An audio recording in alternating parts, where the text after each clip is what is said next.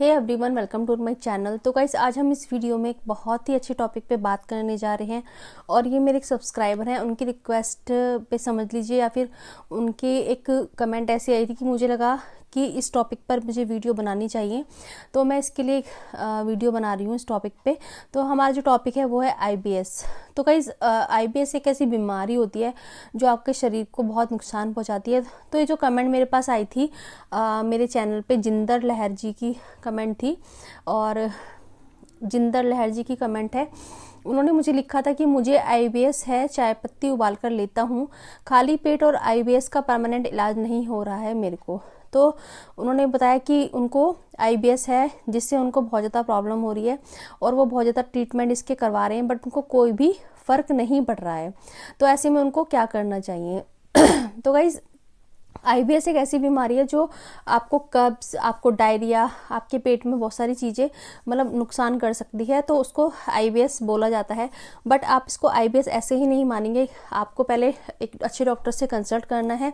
अगर आपको कब्ज रहती है या फिर आपके मल द्वार से खून निकलता है या फिर कोई चिपचिपा पदार्थ निकलता है, तो आपको एक अच्छे डॉक्टर से कंसल्ट करना है ताकि वो आपको अच्छी सी कोई दवाई दे या फिर आपके टेस्ट कर सके। इसके लिए स्टूल पास का टेस्ट होता है, आपका जो स्टूल होता है उसका टेस्ट होता है। उसमें देखा जाता है कि कोई जर्म्स तो नहीं है, कोई कीड़े तो नहीं है या फिर कोई ऐसा वायरस तो नहीं है जिससे आपको ये प्रॉब्लम हो रही है, या फिर आपको एनीमिया की बीमारी तो नहीं है। मतलब बहुत सारी चीज़ें, बहुत सारी बीमारियां देखी जाती हैं, तो डॉक्टर इससे कंसल्ट करते हैं।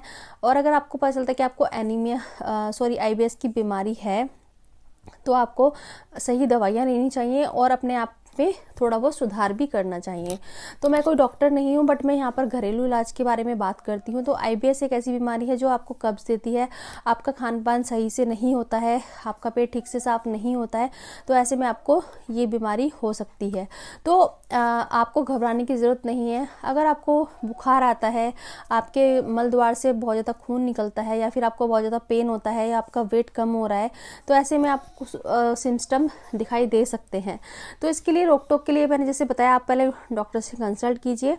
और आप इसके लिए सबसे ज़्यादा जो महत्वपूर्ण चीज़ें हैं, अपने लाइफस्टाइल को चेंज कीजिए। आपको मेडिटेशन और आपको जो जैसे कि योगा वगैरह करना बहुत ज़रूरी है। मेडिटेशन और योगा, आजकल का हमारा लाइफस्टाइल इतना ख़राब हो गया है कि हम लोग योगा वगैरह पे बिल्कुल ध्यान नहीं देते हैं। बस हम क्या देखते हैं, फटाफट यूट्यूब खोला, कोई रेसिपी देखी, बना ली, कोई ऐसा देखा कि वज़न कम करने का या वज़न बढ़ाने का कोई ट्रीटमेंट देखा, कर लिया।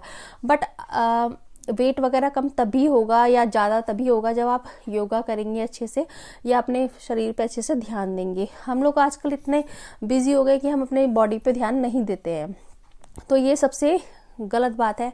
अगर आपकी भूख में कमी हो गई है, आपको बुखार आ गया है, तो ऐसे में आपको डॉक्टर के पास ज़रूर जाना चाहिए, ठीक है। या फिर आपके पेट में दर्द होता है, तो ऐसे में आपको